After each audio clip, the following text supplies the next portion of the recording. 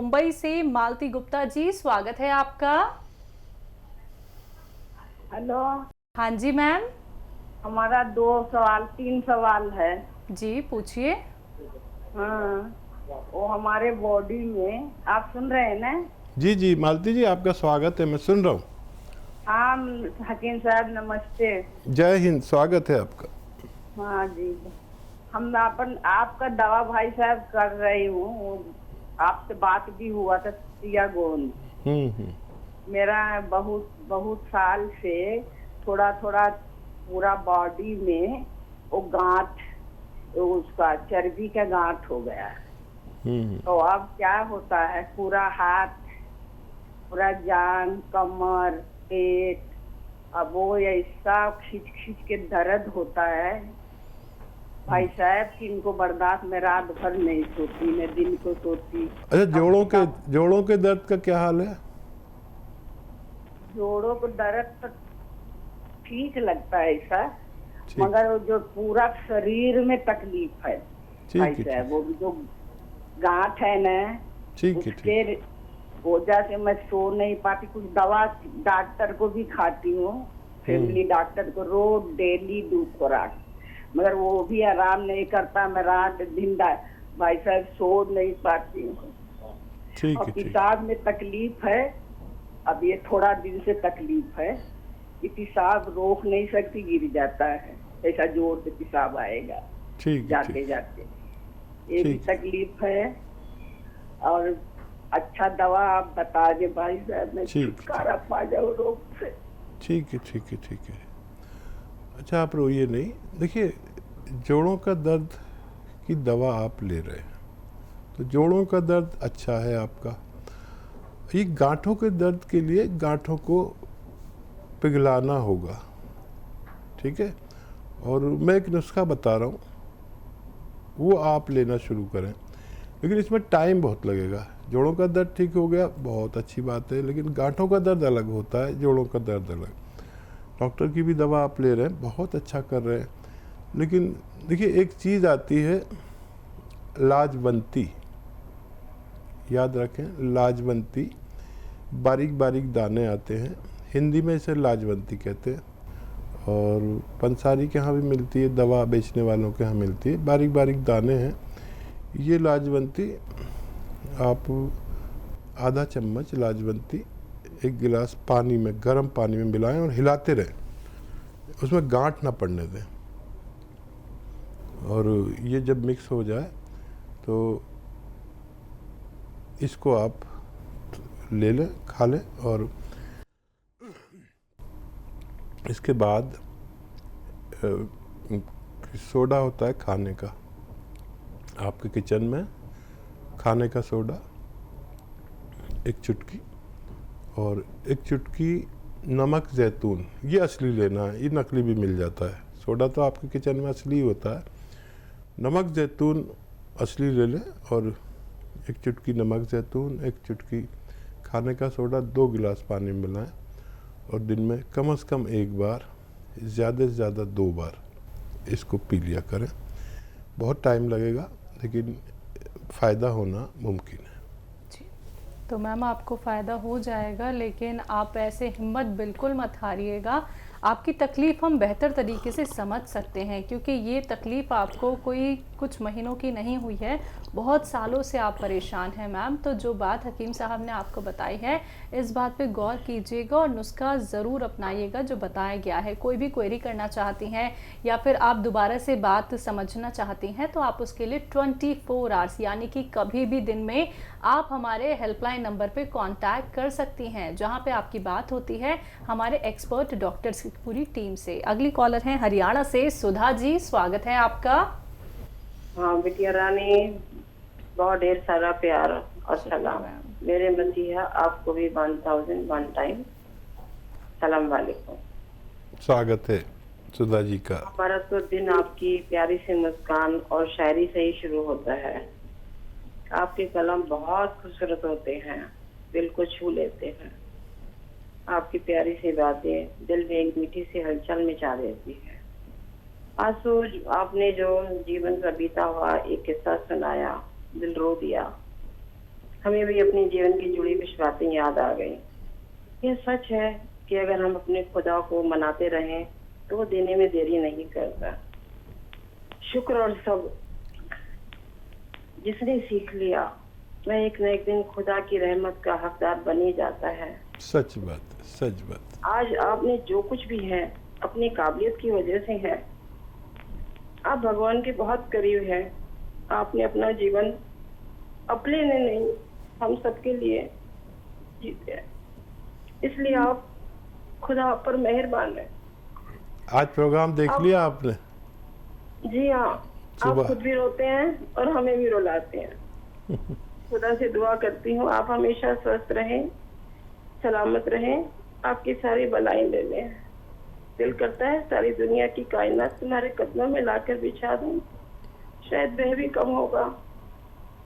मेरा ही नहीं, तू सबका दाता है, सभी को सब कुछ देता है, दिलाता है। जो खाली था दामन मेरा उन्हीं ने भरा है। तेरा शुक्रिया है, तेरा शुक्रिया है। बहुत धन्यवाद। कोई सवाल भी है सुधा जी आपका? बहुत धन्यवाद आपका। जी हाँ, मेरा एक सवाल है। मैं यही पूछती थी जो अभी शैलजा ने किया। मैं भी सोची थी मैं जैतून नमक और मीठा सोडा लेती हूँ, 1 चुटकी और 2 चुटकी वो लेती हूँ जीरा। तो मेरा मन है कि मैं सिरके में वो डाल के ले लूँ, जो जीरे का सिरका मैंने मंगाया है आपके यहाँ से, उसमें 1 चुटकी जैतून नमक और 1 चुटकी वो डाल के ले लूँ। मीठा सोडा ज्यादा अच्छा रहेगा क्या? हाँ, उसमें या जरूरत नहीं है? हाँ, जीरा तो डालने की ज़रूरत नहीं है, वो जीरे का ही सिरका है। बाकी दोनों चीज़ें आप डाल के ले सकते हैं, तो वो बहुत तेज़ काम करता है। और बहुत शुक्रिया। देखिए, आप हमारे सारे प्रोग्राम देखते हैं, हमसे जुड़े हुए। हमारे लिए दुआ आपकी बहुत कीमती है, बाकी कुछ भी कीमती नहीं, आपकी दुआ के आगे। और बस ऐसे ही जैसे आप लोगों की सेवा करते हैं, करते रहें, हमारे साथ जुड़े रहें, और हम भी आपके लिए बहुत अच्छी सोच रखते हैं। बिल्कुल। अगली कॉलर हैं पंजाब से लता जी, स्वागत है आपका। नमस्कार मैडम जी। जी नमस्कार मैम। हाँ जी, नमस्कार। नमस्कार वीर जी। स्वागत लता जी का। हाँ जी, अभी जी मैं ये पूछना चाहती हूँ, आपको बताते हैं ना एक सूखी खांसी और सर्दी वाली खांसी। हाँ जी, सूखी खांसी में हम क्या लगे नुस्खा देने के, वो ही देना है उनाव वाला ही? ठीक है। खांसी 2 किस्म की होती है। अक्सर लोगों को एलर्जी और सर्दी वाली खांसी होती है, और किसी किसी को गर्म खांसी हो जाती है। तो उसमें यही नुस्खा दे सकते हैं, लेकिन इसमें 1 ग्राम गोंद मोरिंगा मिला कर दें। 1 ग्राम गोंद मोरिंगा मिला कर दें। गोंद मोरिंगा 1 ग्राम काफ़ी होता है। तो अगर 2-4 खुराक देंगे तो पता भी चल जाएगा कि ये सूखी है, गिलकी सी सूरत काबू ना आए तो समझ लीजिए कि ये सूखी खांसी है और गर्मी की वजह से है। तो उससे गर्मी कम होकर आदमी की खांसी ठीक हो जाती है। अक्सर हम गांव में देखते हैं, यहाँ तो गांव में की तरह नहीं है, वहाँ कुत्ते वगैरह हम पालते हैं, डॉगीज़, तो उनको ऐसी खांसी होती है कभी कभी कि वो ठीक ही नहीं होती। एंटीबायोटिक इंजेक्शन लगा देते हैं, क्या क्या करते हैं, एंटी एलर्जी इंजेक्शन लगा देते हैं, तो फिर हम ये चीज़ देते हैं उनको फ़ायदा हो जाता है। अगले कॉलर हैं हमारे साथ, स्वागत है आपका। राजेश्वरी जी। जी स्वागत है। Hello hello. हाँ जी, नमस्ते भाई साहब जी। जय हिंद, स्वागत है। हाँ जी, आपके उससे एक बहन और जुड़ गई है। जी जी जी, आपके स्वागत। शो से। हाँ जी, बहुत हाँ जी। मेरे सवाल है भाई साहब, मेरे दामाद हैं, वो फौज में लेफ्टिनेंट कर्नल है, आर्मी में जी। तो उनको इनक्लोजिंग स्पॉन्डिलाइटिस है, आप उनके लिए कुछ बताइए। ठीक है, मेरी तरफ से उनको जय हिंद बोलें। और देखिए, ऐसे बैठे ऐसे सीधे, और ये एक्सरसाइज किया करें। फौजी आदमी हैं, उनसे कहें कि वज़न बिल्कुल ना उठाएं कुछ दिन, और फौजी आदमी बहुत मजबूत होता है और बूढ़ा होने के बाद भी अपने आप को बूढ़ा नहीं कहते, ये फौज में है, जवान ही कहते हैं, जवान। तो अब 2-3 काम नहीं करें, भागा दौड़ी नहीं करें, पैदल चलें, खूब अपना सारे काम करें, वज़न नहीं उठाएं, और वेस्टर्न टॉयलेट ज़रूर यूज़ करते होंगे जब इतने बड़े ओहदे पर हैं। और एक आता है गौनसिया, वो असली ख़रीद लें, और आधा ग्राम 2 बार खाने के बाद पानी से, दूध से, कम चर्बी के दूध से, या सब्जी सालन में मिलाकर, या शहद में मिलाकर, या घी में मिलाकर, या मलाई में मिलाकर 2 बार खाने के बाद लेना है। और एक ये ऐसे देखिए, पूरी तरह मोड़ें। देखिए, मैं अपनी एक ठोड़ी को यहाँ तक ले आता हूँ, और वो भी फौजी आदमी है, ट्रेनिंग फौज की, मुझे पता है कैसी होती है। ये 3-3 मिनट 2 एक्सरसाइज करें, गौनसिया लें, और भगवान से मदद मांगें, उनको फ़ायदा होना मुमकिन है। जी, अगले कॉलर हैं इंदौर से कर्नल वर्मा जी, स्वागत है आपका। नमस्कार। नमस्कार सर। आदाब। जय हिंद, स्वागत है कर्नल साहब आपका। और साहब, सवाल मेरे 2 रहेंगे आज। जी इरशाद। एक तो ये कि जो आप बताते हैं कि 100 ग्राम आलसी और उन्नाव और सबिस्तान और 30 ग्राम पिपले, अगर इनको इसी रेशो से ज्यादा बना लेंगे तो क्या रखने में खराबी तो नहीं होगी? ये एक तो ये पूछना था। और दूसरी 2 सवाल और भी हैं। और एक सवाल और था, ये जैतून के सिरके से भी हार्ट ब्लॉकेज खत्म हो जाती है, सब कुछ हो जाता है। उसमें 3 अशियाएं जो मिलाई जाती हैं वो बेशक तेजी से काम करती हैं, लेकिन किसका क्या फायदा है तीनों में से, वो उसकी तफसील बयान जानना चाहता हूँ। क्योंकि आपने सारे जमाने में रिसर्च करी है, मैं आप पे रिसर्च करता हूँ। क्योंकि अभी हाल फिलहाल में एक साहब को पाइल्स हो गई थी, तो उनको मैंने वो सोट और अलसी और कलौंजी और वो शहद, ये नुस्खा ये दिया, और उसके बाद में उनको एक रंडी का 100 ग्राम की तेल की शीशी ला के दे दी, उनकी सारी बीमारी खत्म हो गई। ठीक है, बहुत अच्छे कर्नल साहब, आपसे तो हम इतने इम्प्रेस रहते हैं, और आप हमारे साथ जुड़े नहीं जुड़े, लेकिन आप हमें सुनते हैं, हमें मालूम है। बहुत सारे ऐसे लोग हैं जो अगर फ़ोन नहीं भी करेंगे लेकिन वो सब जानकारी रखते हैं। कर्नल साहब, दोनों सवाल बहुत अच्छे हैं। अब जैसे आपने कहा कि सिर्फ सिरका भी जैतून का ब्लॉकेज को खोलता है, ये सच्ची बात है। और दरअसल जब कोई नुस्खा बनाते हैं हम, तो उसमें जितनी दवाइयाँ होती हैं उतने तजर्बे शामिल होते हैं। जैसे किसी को सिरका नहीं चलता, ठंडा होता है, तो उसके साथ में एक तो हमने लहसुन डाल दिया, जो उसने सिरके का मिजाज बदल दिया।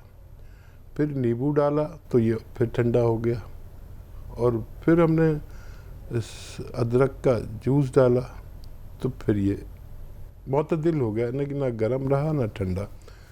तो इसलिए भी देते हैं इसको। दूसरा, सौंठ का काम है हाजमा करना और लीवर का काम अच्छा करना, कब्ज़ को दूर करना, ये सौंठ का काम है। और ये जो विटामिन सी है, इसका काम है चर्बी को काटना। और ये इसमें वो जो डाल देते हैं 1 चुटकी नमक, ये भी काटता है चर्बी को, और जो जिद्दी चर्बी को, ये उसको भी काट देता है, ब्लॉकेज को खोलता है। और लहसुन जो है, इसमें पारा है, पारा समझते हैं, वो जो हम बुखार के लिए ऐसे यहाँ पर लगा लेते हैं 1 मीटर, और फिर वो बताता है कितना बुखार है, तो वो चीज़ है इसमें। वो पारा तो बहुत नुकसान देता है जब मीटर में होता है, फीवर के मीटर में, लेकिन ये पारा जो है ये हज़म होने लायक है। वो हज़म ही नहीं होता कभी, वो पारा कभी हज़म नहीं होता और ना मिक्स होता किसी चीज़ में। पारे की शान है। और ये पारा जो है लहसुन में, ये खून में मिल जाता है और खून को साफ़ करता है, स्वच्छ करता है और जहाँ जहाँ तेज़ी लाता है उसमें, इस काम को करने में तेज़ी लाता है। हज़म तो करता ही है, चर्बी का दुश्मन है, और जहाँ जहाँ ज़िद्दी चर्बी ब्लॉकेज बनाती है उसको फिर ये मजबूर कर देता है इसे खोलना। और वर्मा साहब इतने फ़ायदे हैं एक एक चीज़ के, आपको भी बहुत तजर्बा हो गया और आने वाले समय में और ज़्यादा तजर्बा होगा कि ये जो हम किचन में चीज़ें यूज़ करते हैं अगर हम सही मात्रा में यूज़ करें तो ये दवाओं की नौबत ही ना आए। जैसे आपने किसी को नुस्खा दे दिया सौंठ का, तो बवासीर के मरीज़ थे और उनकी बवासीर ही ख़त्म हो गई, तो इसने हज़म ठीक किया। हज़म ठीक किया तो बवासीर कहाँ से रहेगी? हज़म ठीक कर लीजिए, बवासीर का नामो निशान मिट जाता है। और क्या सवाल था इनका? अलसी सपिस्तान वाला जो नुस्खा आप बताते हैं, अगर उसे हम ज़्यादा बना के लंबे वक्त तक रखें। हाँ, अच्छा देखिए, वो एक रेशो ये है, आप अपनी मर्ज़ी से ज़्यादा भी बना सकते हैं और दवा पिस जाने के बाद अगर उसको मॉइस्चर मिले या सही माहौल ना मिले तो ख़राब होने में ज़्यादा वक्त नहीं लगता। तो बना तो कितना भी सकते हैं, और जो वैसे मरीज़ नहीं हैं, ऐसे मरीज़ हैं जो ज़्यादा बनाना चाहते हैं, तो बेहतर ये होगा जिनको शुगर नहीं है वो इसी की सफ़ूफ की बराबर शहद में इसको मिक्स कर दें ताकि ख़राब होने का ख़तरा ख़त्म ही हो जाए। रेशो ये रहेगा, आप बना कितना भी सकते हैं, आपको फ़ायदा मुमकिन है। जी।